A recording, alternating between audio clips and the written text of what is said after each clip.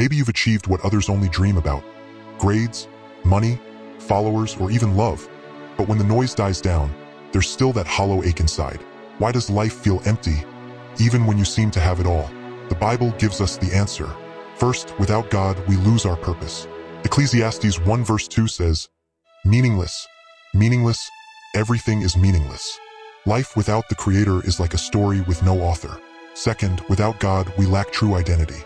Genesis 1 verse 27 reminds us we were created in God's image.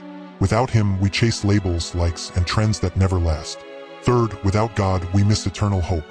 Jesus said in John 14 verse 6, "I am the way, the truth, and the life. Without Him, death is the end. With Him, life never ends." That's why no amount of success or pleasure will ever fill the void, because that emptiness was designed to be filled by God Himself. The way forward is not in more things, it's in knowing the one who made you.